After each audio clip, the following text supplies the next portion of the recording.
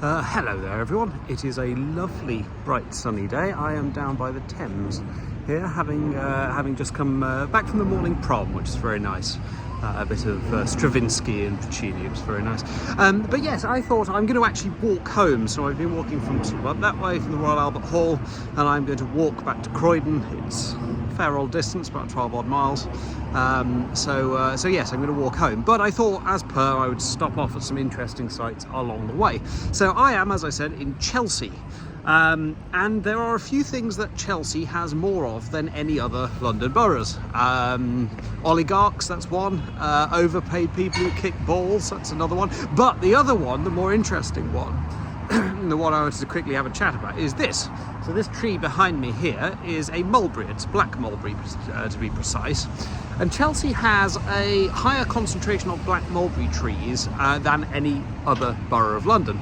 And there's a very good reason for this, which is that once upon a time, for a very brief period, Chelsea was the home of sericulture in the United Kingdom.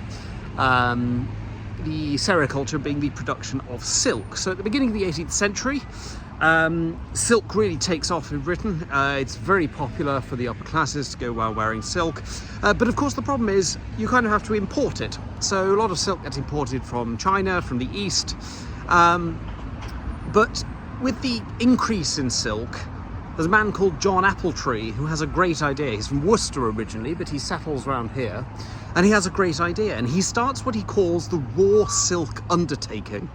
And he buys a big swathe of land in this sort of area that was actually land that was once owned by Sir Thomas More, the famous Chancellor and acquaintance, shall we say, of Henry VIII. It was at this point, we're looking here about 1718. It was owned at the time, the land, by the Marquis of Wilton, but he had a long lease on it. John Appletree got a long lease on it.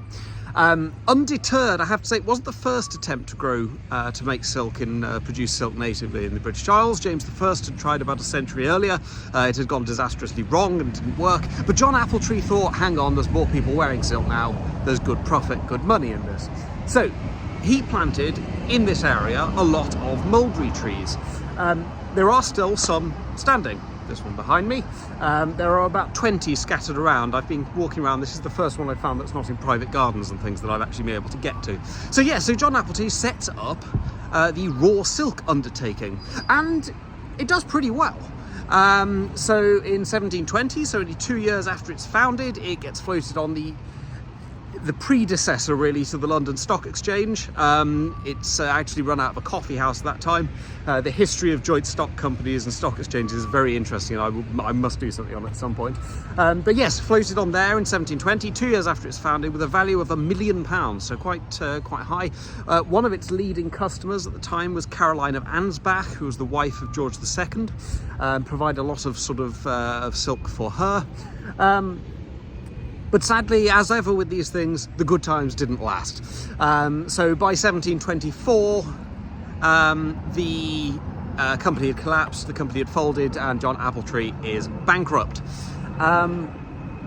Why was that? Well, it was partially because of the collapse of the South Sea bubble in 1720, when a lot of the sort of start-up companies of their day ended up going bankrupt because of that.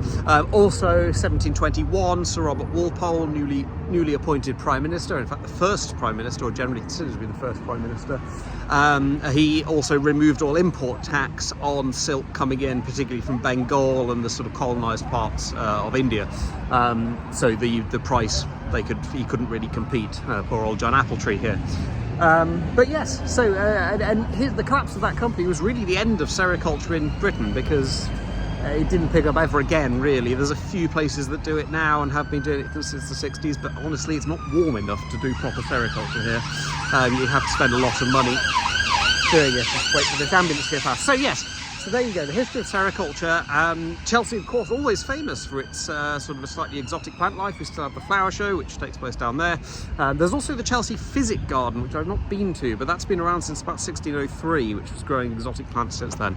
So yeah, there you go, first stop on my little walk from Chelsea, well, Kensington to Croydon.